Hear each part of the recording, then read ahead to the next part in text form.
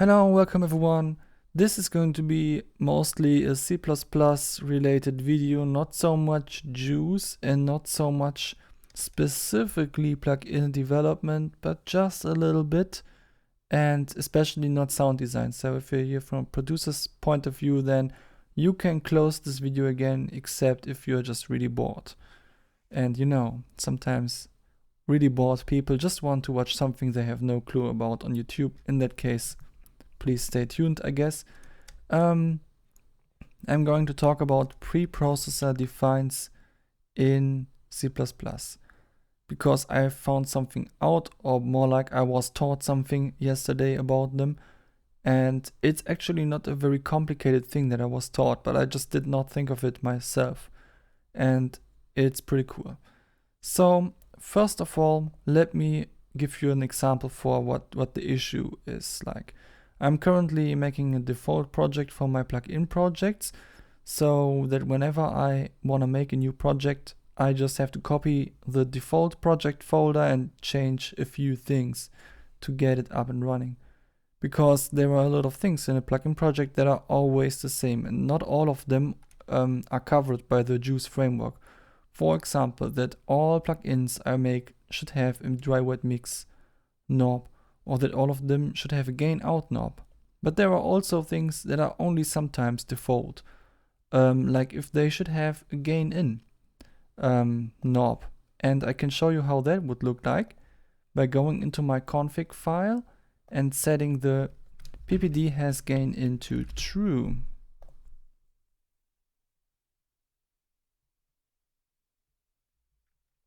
And now that I'm running this project again, you will see another knob popping up, a gain in knob, and it automatically got its own layout, its own tooltips string, and also, it also functions in the project. So how does this work? Well, basically,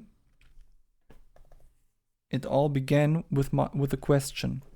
I was sitting here in my parameter header, and I was asking myself how I can solve this, because I had this enum class phd, it had all the parameters, and the main concept of this whole namespace is that I can at all times just index a parameter from a resulting vector by just using this PID thing.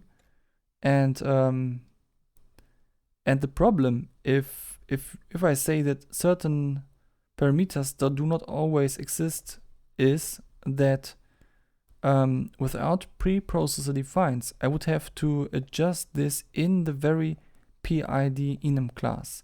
And not only here, but also in its representation in the GUI later on, because if you imagine if gain in did not exist now, then I would also have to make sure that it doesn't exist anywhere else in the code, and that's kind of annoying.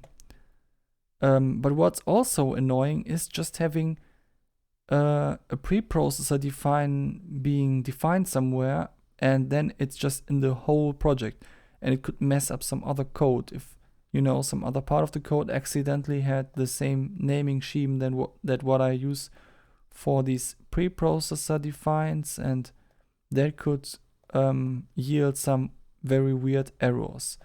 So one of the solutions is to make the preprocessor defines look very ugly. For example, by letting them start on a capital letter, which is unusual in C++ for everything. It's actually only done for like things like classes or enum classes or static const express, and just by doing that you can already rule out a lot of stuff. But also by giving them a prefix like ppd that is very unlikely to appear anywhere else, and especially by what their name is in general and stuff. So at this point it's already very unlikely that it will interfere with anything else. But I can make it even more unlikely and rule out every problem entirely, almost, by just making this config file and also a config end file. And the config end file just undefs all these things, so that I can be sure that when I'm importing this header somewhere, then at the end of this header, it will not matter anymore and only inside of this header. And that was the idea that someone gave me that actually has get me the feeling that using preprocessor defines is actually safe here. And that's what I wanted to make this video about, because people sometimes don't like preprocessor defines, but you know, this whole config header idea is just what made this totally a game changer for me, even though it's not complicated. And now I will show you the rest of this code, just so you can see a bit of context how it is implemented. Like the PID now has gain in, and gain in is 1. But if I were to go into my config and set it to false, then you would see that this would not be 1 anymore, but non-existent. So mix is going to become 1. So the numbers that are assigned to each thing change whenever we change something. Set it to true again. And now let's go on. There is also a toString method that converts these parameter IDs to strings so that they can be used for serialization and stuff. And this is also reacting to the macros and the tooltip thingy. Also, basically all the same. There is also a toName thing. I think I'm not using that anymore, and I will also get rid of it for that reason.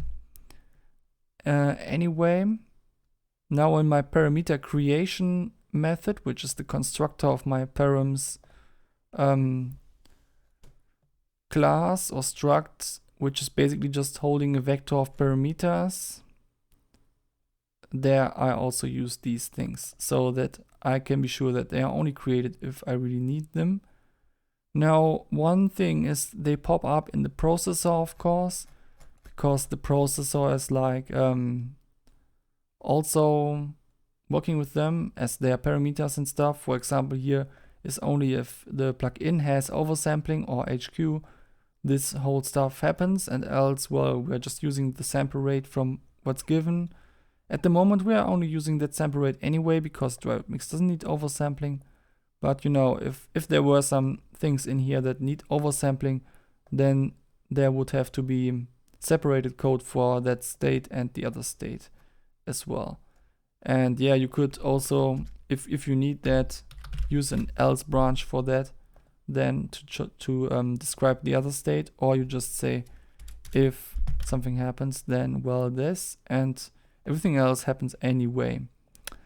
And yeah, that's an example. Like here's the PPD has gain in example. My dry wet mix class handles this. So basically, depending on if this is a thing, I am adding this parameter to the save dry method or not.